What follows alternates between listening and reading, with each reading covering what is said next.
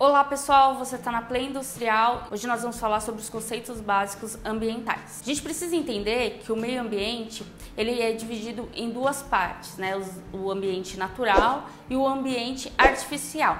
Bom, o que nos interessa aqui é o conceito de meio ambiente artificial, porque é no meio ambiente artificial que a gente tem as cidades, a gente tem o meio ambiente industrial, o meio ambiente escolar, o meio ambiente doméstico e assim por diante. É onde a gente tem as nossas atividades diárias e é justamente onde você trabalha e onde você produz. Mas mesmo nesse meio ambiente artificial, nós não estamos isentos da ecologia, né? E a ideia da ecologia é justamente a gente ter diversas espécies, né, sendo essas espécies vegetais ou espécies animais, né, trabalhando em harmonia. Essa harmonia representa pra gente a qualidade ambiental. Esse movimento que algumas pessoas acreditam que auxilia na produtividade, que é extrair as espécies daquele meio ambiente para facilitar os processos, é completamente inadequado.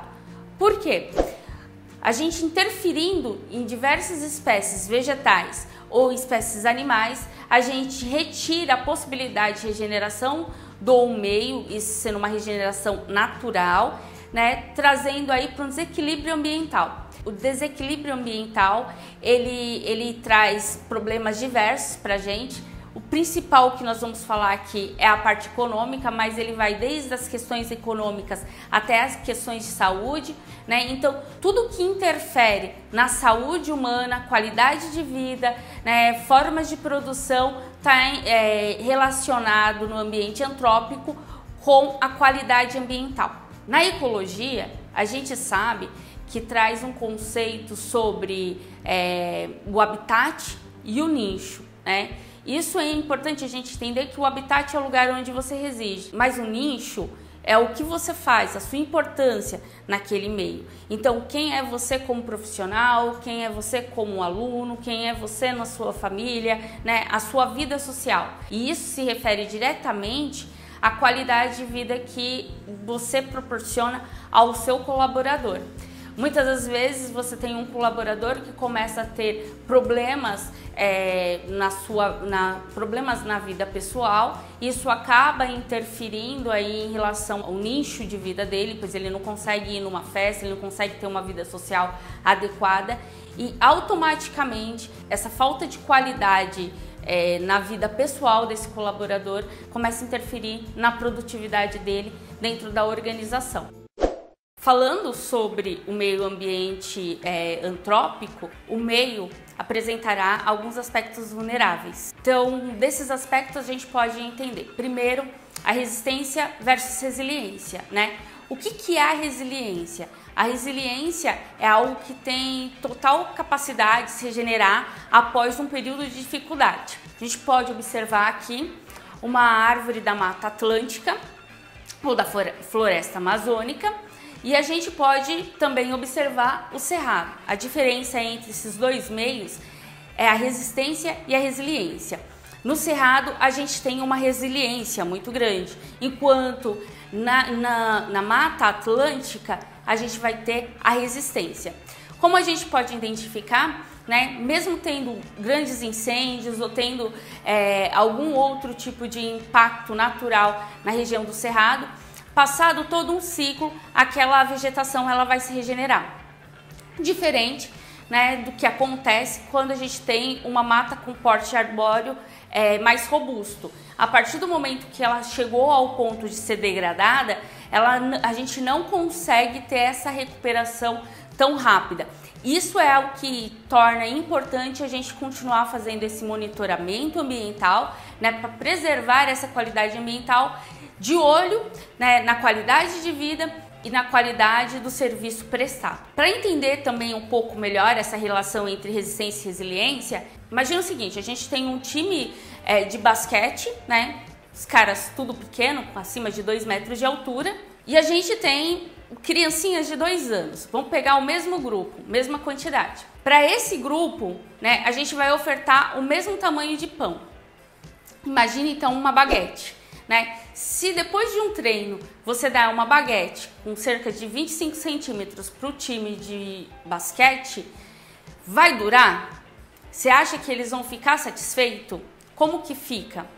Né? E essa mesma baguete, desse mesmo tamanho, entregando para aquele grupo de crianças de 2 anos, o que vai acontecer? Eu garanto para vocês que os atletas eles ficarão com fome e não vai sobrar uma migalhinha. Enquanto com as crianças, possivelmente elas vão se fartar e vão começar a brincar, né, vão começar a brincar com o pão, distribuindo ele pelo ambiente onde ela está. Então, acontece que as crianças vão deixar esse nutriente dispersado no meio, assim como uma mata mais resiliente, né? Quando ela precisar, ela vai ter acesso novamente a esses nutrientes, enquanto os outros, né, que seriam os atletas, que é o porte arbóreo mais robusto, eles vão consumir todos aqueles nutrientes na hora que ele precisar, ele não vai conseguir se regenerar, não vai conseguir se manter. É importante perceber que a mata mais resistente, ela é muito mais vulnerável e ela precisa de muito mais cuidados, porque uma vez que ela entrou em colapso, a gente tem aí uma condição muito difícil de reverter. Enquanto a resiliente, embora a gente olhando não dá nada por ela, percebe que ela é algo muito pequeno, ela consegue se regenerar porque ela tem meios de fazer isso. Então, trazendo novamente essa ideia de monitoramento ambiental, nós vamos apresentar a partir de agora a importância de fazer um monitoramento não apenas vegetal, mas também aquático, assim como do solo, assim como atmosférico, tá? Então, um dos pontos que pega muito em relação à contaminação é a bioacumulação. A bioacumulação, ela acontece porque tanto o organismo animal quanto o organismo vegetal não consegue sintetizar o composto.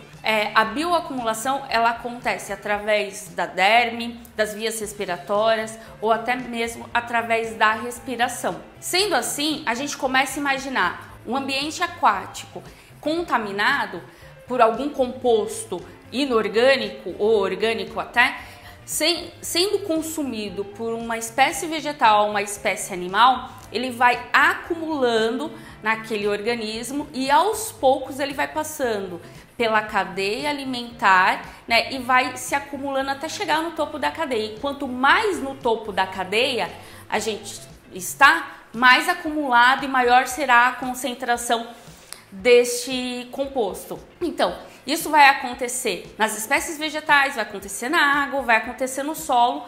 Portanto, a partir de agora, quando a gente começar a apresentar técnicas de monitoramento, assim como técnicas de avaliação da qualidade ambiental, vocês já vão conseguir conectar essas informações.